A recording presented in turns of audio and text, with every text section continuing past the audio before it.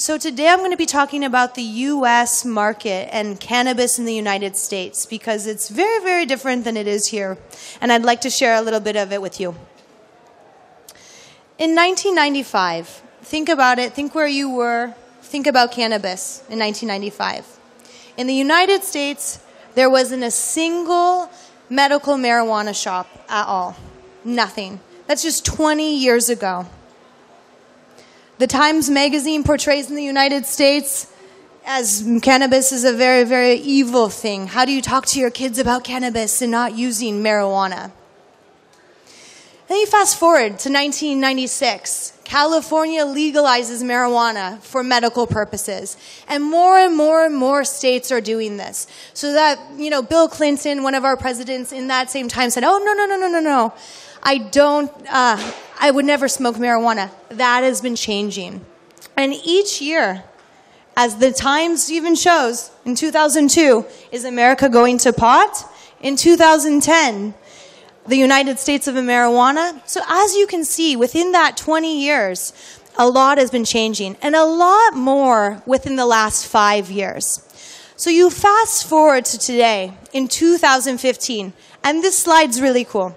The states in red have legalized marijuana for adult use, meaning you can go on the streets and you can have some flower on you and you won't become arrested. You can go into a dispensary and you can buy flower. In some states, you can buy edibles. So it's pretty crazy if you think about it, what has been happening in the United States. But that white portion, there is no law. It's still illegal in certain forms, so you still can go to jail. So it's the Wild West where I live that a lot of, you're seeing a lot of the entrepreneurs, a lot of the businesses right there. And Times Magazine caught up. In 2015, there's two articles, two magazines that focus on cannabis. And cannabis is also in the New York Times. This is Leafly. It's an organization that basically connects users with dispensaries. They educate users on different strains of marijuana. And they, in 2014, put an ad in the New York Times. So as you can see, in the United States, marijuana is going mainstream. And it's all over the news. I mean, I forgot it, but even on the plane here, there was an article about marijuana. Every day there's something about a new business opportunity, a new something or other in cannabis. So cannabis in the U.S., it's huge. $2.7 billion worth of regulated, so that means legal marijuana, was sold last year. That's huge. $11 billion is projected by 2019. This is competing with an organic industry. This is competing with big business. This is massive, and people are getting involved. And it's changing society. It really is. I mean, with the legalization, many less people are going to jail. 5 million Americans, 5 million, have been jailed for marijuana possession since 1992. That is over Wyoming, North Dakota, South Dakota, and a few other states, the population. So imagine that. So with the legalization of marijuana, less people are going to jail. Also, people are able to access medicine. People can actually treat themselves with cancer, with different types of diseases that they weren't able to do before. And stigmas are disappearing. In 1995, you would never tell anybody that you worked in marijuana. And in 2015, you do. You call it coming out of the closet, similar to, if you were gay and you were coming out of the closet maybe 5-10 years ago. But it's true. Myself, when I came out of the closet and told people that I was in the industry, it was significant. I was nervous. I was scared. But once you do that, you realize that, oh, my friend, marijuana helps cure cancer for my friends. Or, I have a friend that also works in marijuana. So stigmas each year, each day are really decreasing. And like I said, there's 1 degree of separation in the U.S. If you tell somebody that you are in the marijuana industry, I guarantee you that somebody else is going to know somebody. And it's crazy because the community in the U.S., the cannabis community is very small, you really do have that 1 degree of separation. So it's legal, but how legal? It's not super, super legal. Why? It's not federally acceptable. It's a Schedule I drug in the United States still. This is from the White House, taken like a few weeks ago directly. They do not support any form of medical marijuana. They don't support any form of recreational marijuana because they're afraid that it's going to affect young people. Okay? So it's a Schedule I classification. And what does that mean? That means that there's no funding for medical research by the federal government. So even though it's helping cure cancer, it's helping with all these diseases, the federal government still is not supporting this at all. But what's more interesting, and this is what I do, I work with businesses that are in this industry, is that businesses are at a very, very unfair advantage because it's still federally illegal.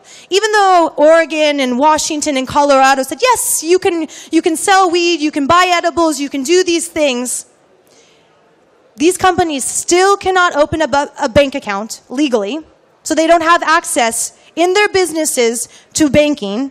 They have to pay much more in taxes than any other business. So there's a lot of problems that businesses are still facing in the legal cannabis market because of its Schedule I classification. And literally, I spend most of my time dealing with the IRC 280E and banking with my clients because I mean, if you need to know something, this is probably the biggest thing. And this is why we have to continue to fight in the U.S. about these two things. But it's very funny because even though it's federally illegal, it looks still a little bit acceptable. And why do I say that? Because in 1999, the federal government, the U.S. government, issued a patent to test or applied for a license to test cannabinoids. So basically, it's a little bit of a hypocrisy in my mind that it's federally illegal, but you know what? We're still going to be testing the science because that, to me, makes it's a little bit crazy. And there's even a facility in Mississippi where the federal government is testing marijuana. And at that same year, and I put this a very interesting fact, even though in the same year that they applied, close to 1 million people were arrested for marijuana use. So it's kind of crazy, even though it's federally illegal, there's still support, but then people are still going to jail. Currently, the Obama administration has said, hey, you know what? We're not going to go after you. If you are really operating a legal, regulated cannabis business in the states like Colorado, Washington, Oregon, etc., we're not going to go after you. We're not going to go raid your facilities. We're not going to go raid your farms, etc. So that's been one good thing. And it's a very hot topic among the presidential candidates for 2016. So this guy, his name's Bernie Sanders. And on Wednesday, I didn't update my slide, but on Wednesday, he's running for president. He actually has a pretty favorable following among liberals. And he said, you know what, I'm going to legalize marijuana. And that is huge. I mean, if this really happens, that is so huge. And he has a following. But his push is for jails because there's been so many people that have gone to jail that cannot find a job after they've gone for jail for possession of marijuana. And they're really unable to be successful. So his real push is kind of fighting the war on drugs. I don't have tons of time because I talk a lot and I want to tell you so many things, but here's some other presidential candidates that still say they kind of support in one way or another marijuana. So he's a Republican, former Bush guy from the Bush family that is somewhat tolerant. This guy, he's super conservative but supports marijuana in some shape or form. And Hillary Clinton doesn't really take a stance one way or another. She kind of leaves it up to the states because it's a big deal. Like if presidents are saying, hey, I think I will legalize marijuana, it's a really big deal. But it's huge in the millennial vote. So this slide's very interesting. So if you look at it, it shows by generation kind of the gap between legalization, the favorization of favoriting legalization. And over 55% of Americans favor legalization of marijuana. But as you can see, these young guys, the millennials are the biggest pushers, right?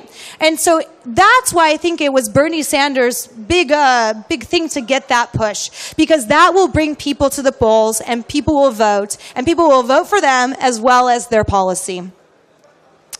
So last year, Florida, home of Miami, very, very nice weather. They failed. They didn't pass a medical marijuana bill.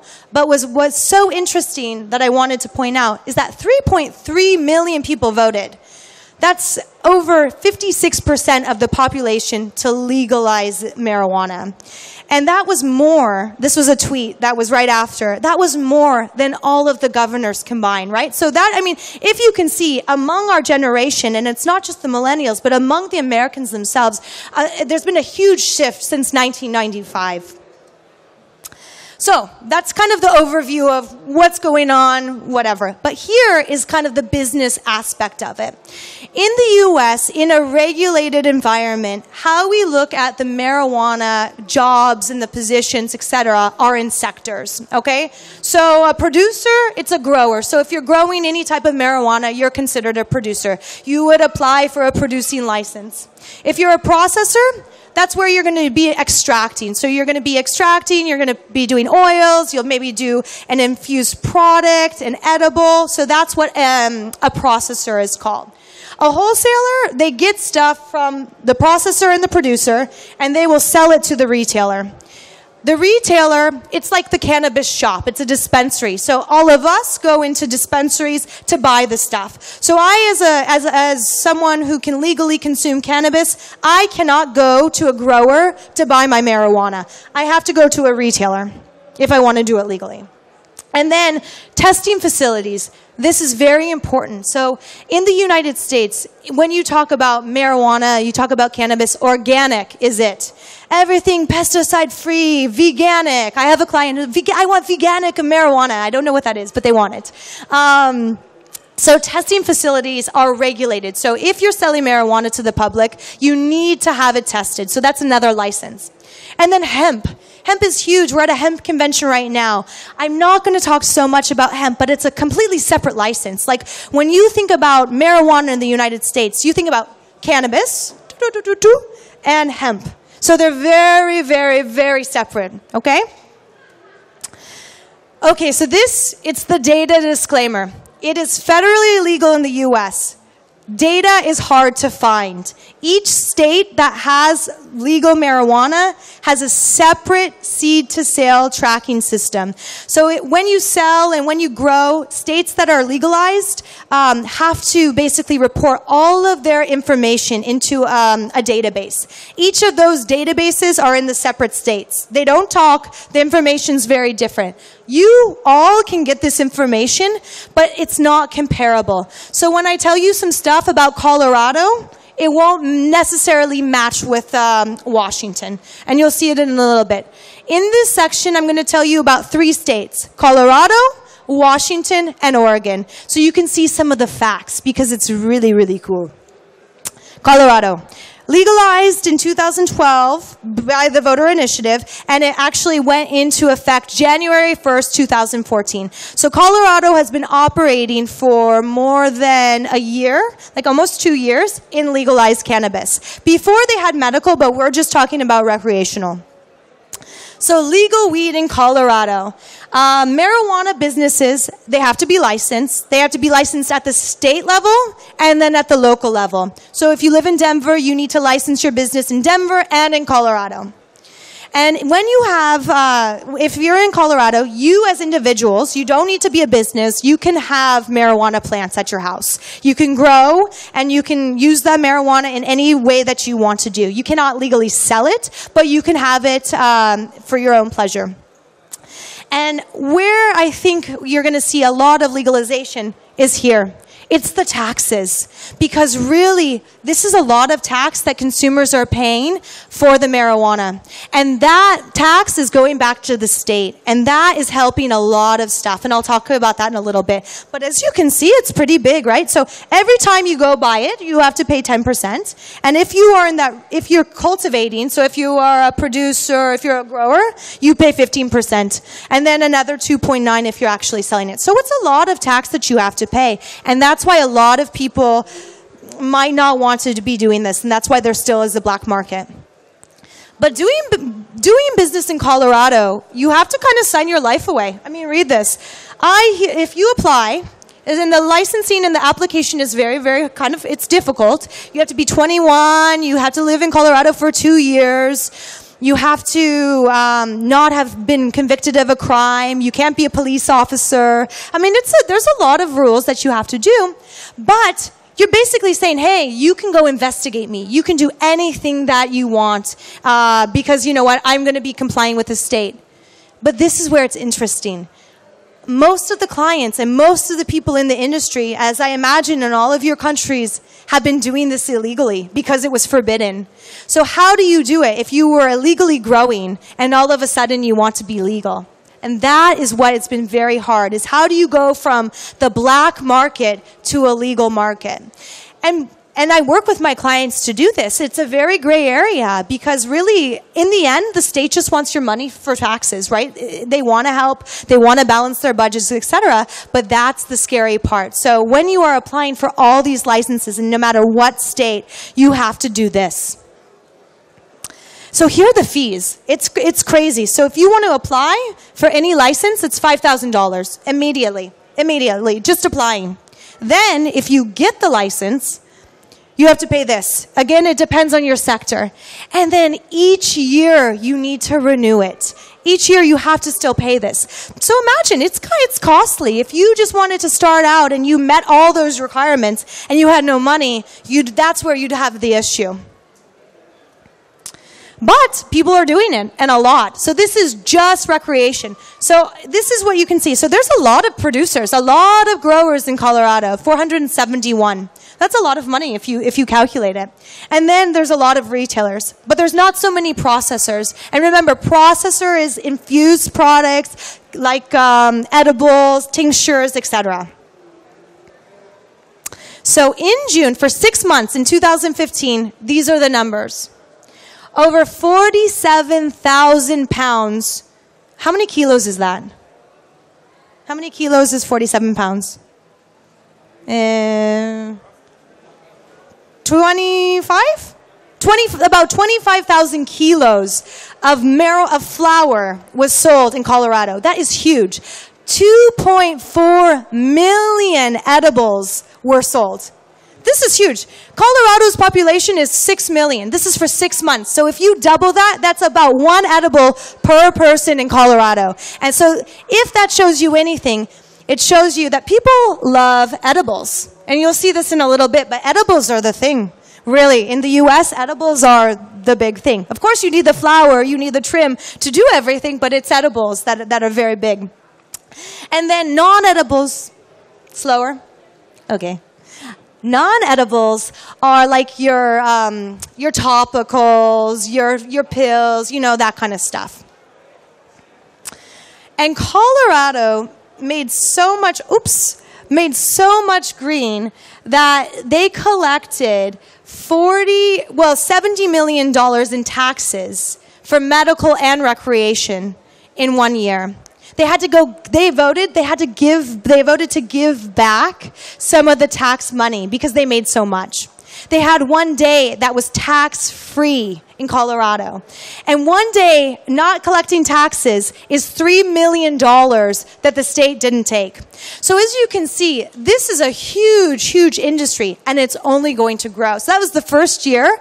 I think next year, I don't have the number, but it's predicted to be over $100 million of taxes that the state's going to have.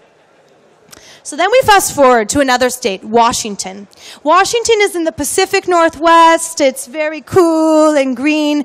And they legalized in 2012, but then started selling June 2014.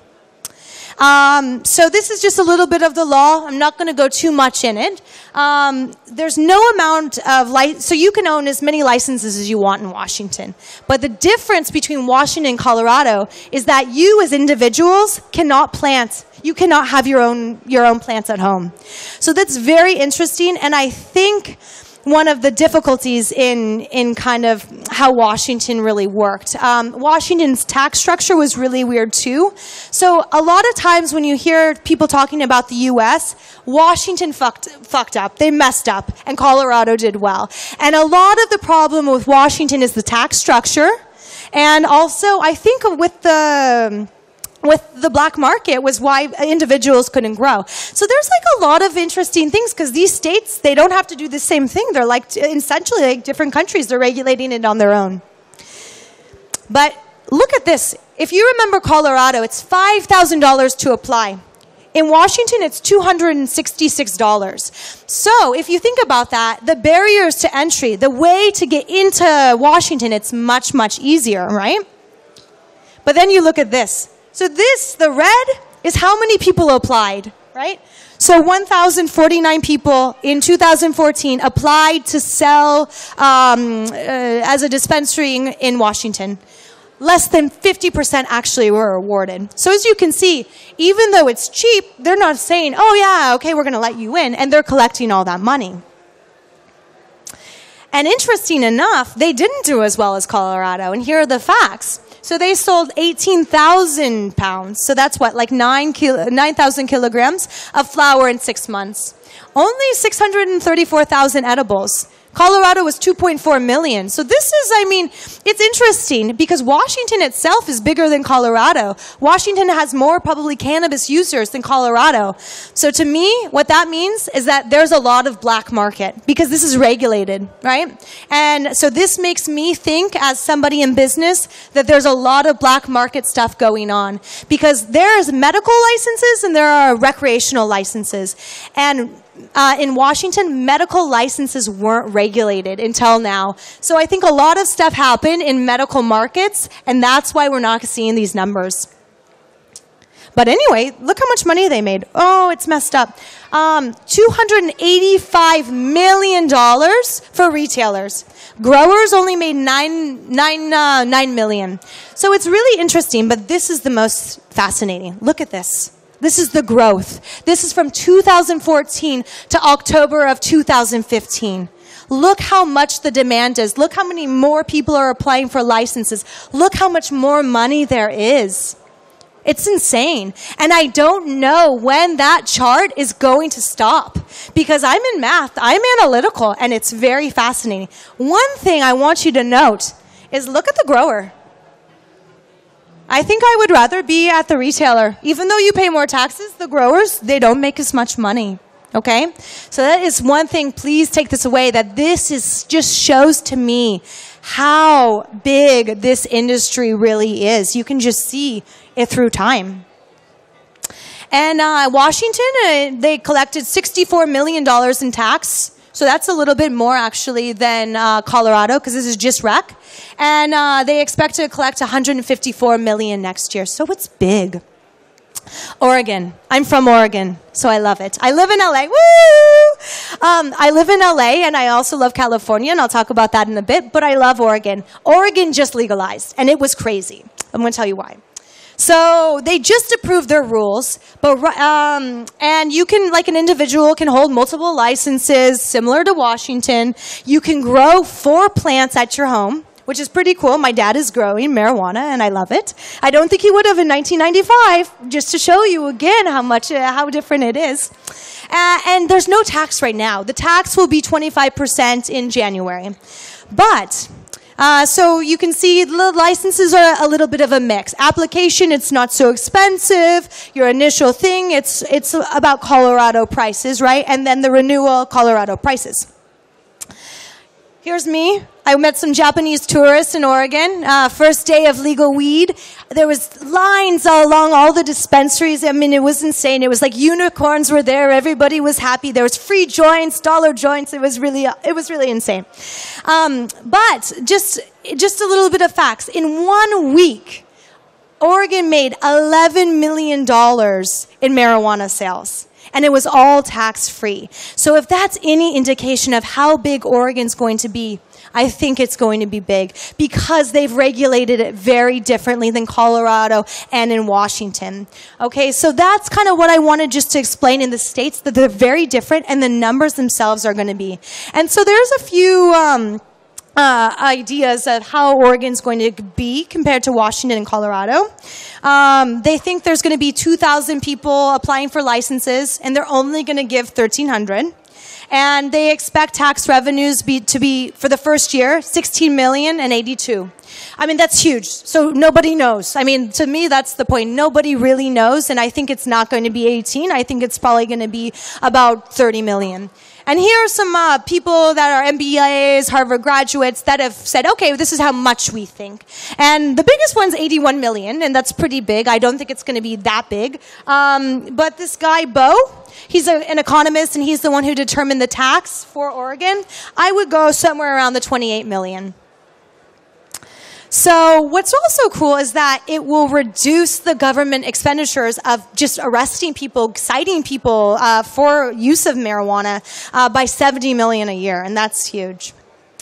So what are the benefits of legal weed? Okay, yes, there's the health benefits. Yes, less people are going to jail, and that is huge.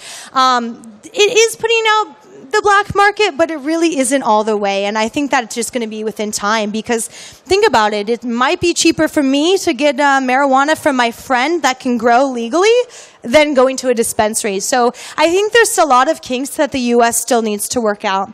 Traffic fatalities are down. So many Americans were worried, oh my God, people are going to be driving high, what's going to happen, etc. No, it's actually not the case. In California, they're actually funding studies to show the effects of driving high. There's some people in Ohio that are doing, do you guys know what a DUI is? Driving under the influence. They're doing some studies of like doing a breathalyzer to determine how high you are. So the point is, right now, no, it's not so, there is not a lot of fatalities, which is very, very important. And to me, the bigger thing is what happens in America is that our budgets are out of whack. I went to public school, and there's a lot of funding that needs to be done. And what's happening is that marijuana taxes are giving money back to schools, giving money back to society, and really helping that go forward. And it's changed the price of weed. So this is really interesting. You'll see that in the states where it's legal, Oregon, Colorado, and Washington. So, no. Colorado, Oregon, Washington, here's California. That's the price of an ounce, right? So you can see, it's very interesting to see like where there's no, where it's super not legal. Look how expensive it is. So it's kind of interesting, like, okay, I can go to these legal states, and you can definitely get a high quality ounce for these prices. So if anything, it's just the whole supply and the demand. So legal weed in 2015. I just wanted to share some facts with you. Still, you can't go smoke in public. I mean, it's completely forbidden. You will get a fine, no matter if you're in Colorado, Oregon, wherever. No. You can be fired for your job in legal states for using marijuana. So this is so fascinating. I met a woman, she was in HR, and it was in Oregon, and she goes, well, our company doesn't allow the use of marijuana. I'm like, oh, really? So I think later on we'll be seeing some lawsuits and some type of activity with that. It's fascinating, but it kind of, I mean, it's a company policy, and that would trump the actual law. There's a black market, I mentioned that. And there's one government-run pot store. So I told you it's federally illegal, but in Washington, there is a pot store that is literally run by the government. They're not doing so well. I don't think they have a business background. And like last I heard, they were not doing well, and I think they needed a lot of help. But that was really fascinating. And banking, like I mentioned, is a huge issue for legal businesses. I mean, this is kind of why I fight, why I've been on, why I help my clients, it's just sad. Because if you can't have a bank account as a business, it's really hard for you to operate successfully.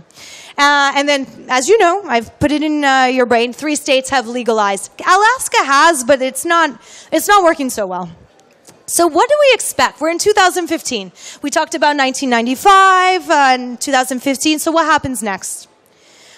This is kind of the idea of what states are going to legalize next. California, for sure. That should be on the ballot in 2016. And all the other states that are in that light blue, it's going to be on the ballot for legal recreational weed in 2016. And the other ones are lobbying for it right now. But so I call it the California effect, and it's kind of the tipping point, I think. we had alcohol prohibition in the United States, and marijuana obviously is feeling the same thing. So just recently, California is regulating medical marijuana. So that means that California can actually collect taxes on medical marijuana. California is like the 8th largest economy in the world, and there are so many companies and growers in California. I think it beats anybody. So with the legalization of California in a recreational standpoint, that's $518 million a year in tax revenue. So I told you Colorado, it was like, what, 70 the first year. Oregon, nobody knows. Washington next year, 154. I mean, this is huge. And in California, a lot of major brands exist. So I'm going to tell you about those. So these companies, and I'll explain a little bit about each of them, these are companies that are supposed to be the first billion-dollar marijuana companies in the U.S., okay? So Leafly is the one who had the ad in the New York Times, and they are an online directory. They educate you about cannabis strains, what's a sativa, an indica, the ones that you might like, as well as letting you find dispensaries in your location. It's pretty cool. Check them out. I don't work for them, but definitely check them out. They have an app. I mean, they're awesome. Ease. Who knows about Uber? Uber? Okay. Ease is the Uber for weed. You go on your app, you say, oh, okay, and it's in California. Okay, I'm a medical patient. They validate that you're a medical patient. Oh, I want 5 different edibles. I want to get some marijuana strains, and they deliver it to your house. Seriously. So you guys know Snoop Dogg, right? Snoop Dogg? Okay, good. Okay, I got nervous. So Snoop Dogg invested $10 million into Ease. So they've got a lot of funding there, and they're planning to go to other states. Bang Chocolate, it's a medical chocolate bar, very good. Marley, it's the Marley brand, Bob Marley. So they actually, I've never seen them, but they've got a lot of funding, and they're actually backed by Privateer Holdings. So Privateer Holdings is a private equity firm. So these guys are the ones who are investing in marijuana companies, and they actually invest in Leafly and in Marley brands. So these are the companies, there are so many companies, but these are the companies that have had recognition of being the first billion-dollar companies. And I want to show you something that's very interesting, is that how many of them are actually cannabis? Just 2. And I haven't seen anything really. I've never seen a Marley joint. I think they're going to do it, but I haven't seen it yet. But just this one right now is the true cannabis. This is a delivery service. So they're getting it from the growers or from whoever they need to and delivering it. They're online. They're not touching cannabis at all. They're private. They're not touching cannabis at all. So this is the most interesting thing, is that what we're seeing in the United States is that the companies that are most successful and are the biggest are not the ones that are dealing with marijuana. They're the ones that are helping and assisting in some form of marijuana. But still, 2.4 million edibles were sold in Colorado in 6 months. And so this is where I wanted to tell you some of the products, because they're so cool. And we call them infused products. So that is coffee, cannabis coffee, and it is so divine. It is amazing. It gives you a little caffeinated high, as well as just this really warm, relaxing feeling. And you can find it in coffee shops in Washington. You can find it in dispensaries in California and in Oregon. It exists. What's crazy is that now they're making cannabis-infused wine, which is really interesting. Melissa Etheridge, the rock star, she actually owns a brand of this. She was talking at a thing in LA and promoting it. And then you've got infused ice cream. You've got literally everything that you can imagine. It exists. And it is crazy because the branding is insane. The following is insane. There's CBD water. There's CBD tea. There's literally everything. There's granola bars. There's chefs that do private catering with infused products. I mean, you think about, and please think about it right now, and when we have the Q&A, if there's a product that you think has not been infused in the U.S., and I bet there has been. So think about that for the Q&A. But what is so fascinating is it's really created this cannabis consumer, because I said stigmas are disappearing. Totally, stigmas are disappearing. I go into a dispensary and I see like a doctor, I see people dressed up like this, and it's okay. And they're like, oh, can I get, an ounce of this and a few edibles? And it's it's completely insane. So the dispensaries are branded. It's not like you're going in LA, okay, it's a little bit sketchy, but in Oregon, in Colorado, in Washington, you're going into these like beautiful dispensaries, selecting the strain that you want, selecting what you want, and feeling like you really are this consumer. It's incredible. And then, this is in Portland. So this is like Speakeasy, so it's very, very hipster. These guys are completely branded. So you go in and you feel like you're in New York in the 1920s in this dispensary. So you're really seeing this different type of consumer, cannabis consumer and commercialization, because branding is where it's really important. I'll talk about that in a sec. But also the jobs that are being created. It's insane. There's so many indirect benefits of legalization of marijuana. I mean, this slide you can take a picture of or whatever. I'm not going to tell you all the jobs, but it's from accounting, law, HR, private chefs, writing and blogging. I mean, this is where people are finding their niche in the industry, myself included. I used to work in strategy and management consulting. And 2 years ago, I thought, oh my God, I need to get in this industry. And now I'm serving all cannabis clients. And it's so much more fun than your corporate world. So what you're seeing is like you go to these type of events in the US and it's all business. I was in one in LA in September. Everybody was in a suit and tie. I didn't like it. Everyone was in a suit and tie. I really didn't like it. But can this cannabis regulation create monopolies? And can it create, a lot of barriers to entry? And yeah, it definitely can. I mean, I'll talk about that in a sec, but you saw the licensing fees. And I haven't even told you about the cost yet. But this failed. So in the U.S., this week was crazy. The presidential candidate said, oh, yeah, I'm going to be supporting legal weed. And then Ohio was on the ballot to legalize weed for recreation and for medicinal purposes. And it failed. And I'm glad it failed, to tell you the truth. It's sad that it failed, but I can understand why. There's two initiatives first, but it was limiting the amount of licenses that you could have for growers. So therefore, it was making it way harder for you guys, for people who want to say, hey, you know what, let me have that opportunity. Let me have that dream to pursue what I think I can do well to actually do it. And what we've seen in New York, it's very expensive to apply for a license, and in Illinois as well. So really, some of these regulations are really creating very, very hard barriers to entry and monopolies, really. So those are just some of the facts, but that failed. But the biggest thing is the cost. So yeah, there's the licensing cost, but when you start working in this regulated environment, you have to pay compliance costs. You need to talk to lawyers. You need to talk to accountants. People are down your neck, like they're just like breathing down your back that you are complying. And that's where you see a lot of people.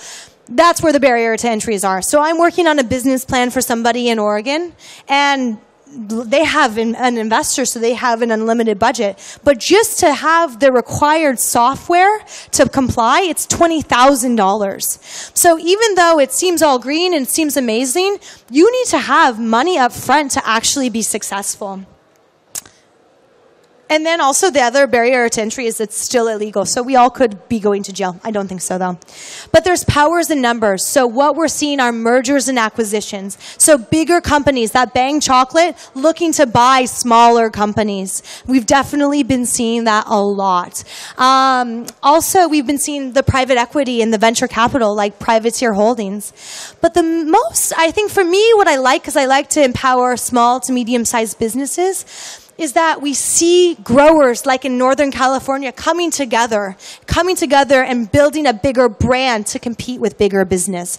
So we're seeing a lot of power in numbers to be able to fight bigger business and also just to be successful and to be commercial.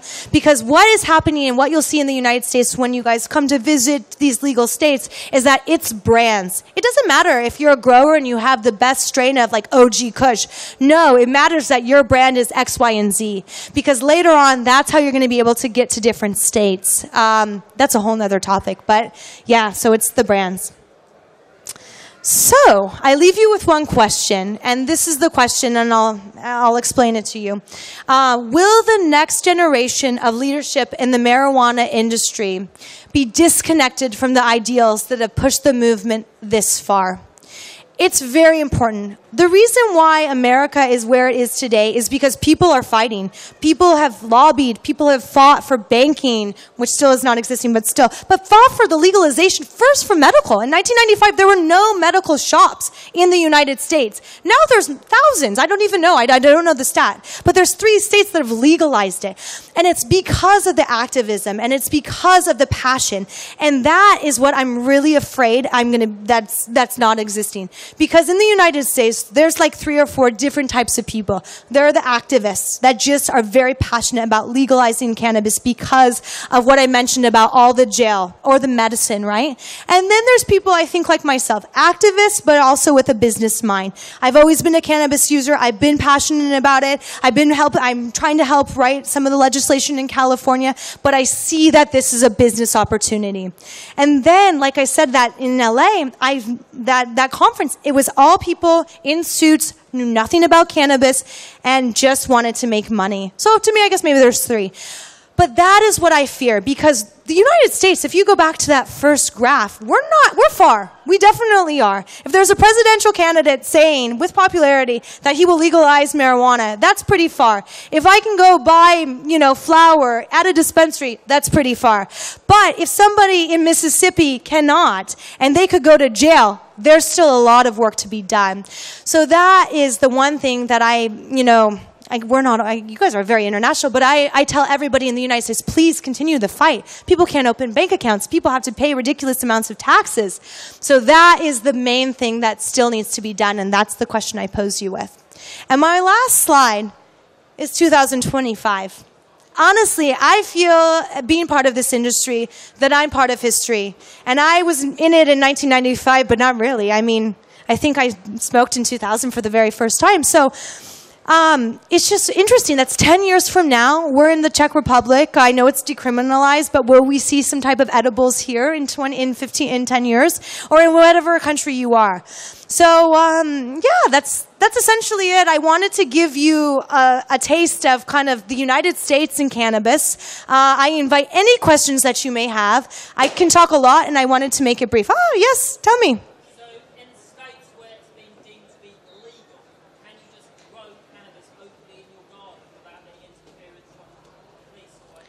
You need to still it needs to be hidden.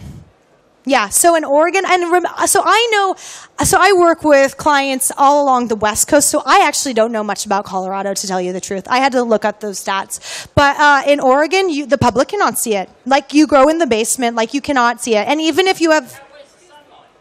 Where's the sun? Indoor grow. No, it's not. But what... So actually, you know what? Give me your business card. I will do some research for you. A lot of it is indoor grow. A lot.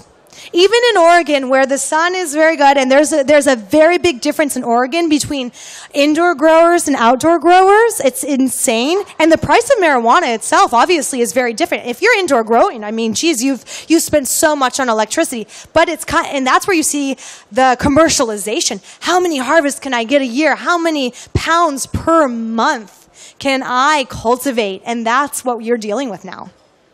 This is on to the products, yes. Legal products. Yes. I opened the Cannabis Museum in London in 1996, and when I was interviewed by a magazine, I proposed this product so you can put it out there to investors. Okay. That is cannabis flavored, pure cannabis condoms made from cannabis latex, lubricated with cannabis oil, and skunk flavored. Yeah. That one day it will come, I'm sure. Oh, it will for sure. I mean, you probably, because the products are insane. There's like this lubricant right now that's, I don't know if it's THC or not, but that's being sold. And you would sell that in a dispensary. I mean, right now you can't sell it at like a pharmacy yet, but that's definitely happening. But you should write that business plan and get it to the U.S. Anything else? I want to grow it. I do grow it. Yeah. Yeah. Yeah, let's definitely try. I love it. I literally love answering questions. I would be so happy if you want to come up to me afterwards, whatnot. But let me just tell you, I guess, who I am, since I didn't say that. My name is Simone. Like I said, I work in the legalized industry. I do help people that are black market try to get, up to a standard where they can be, getting that license, etc. And then I'm the founder of 420 Business Club. So we've got a booth. I think, there it is. There's the logo. And what we are is we're a website, and we connect everybody in the industry. So when we talked about sectors, we connect sectors of the industry. So it's very easy. You create a profile, you say who you are and what you're looking to connect to, and online you're able to connect there. So I hope that you found this somewhat informative, that I didn't speak too fast for you non-native English speakers. I'm very passionate about this, and that you come visit us at the booth, because I can literally, if you want, you can pick my brain about cannabis all day long. Hopefully I'll be able to answer. All right. Anything else? Okay, thank you.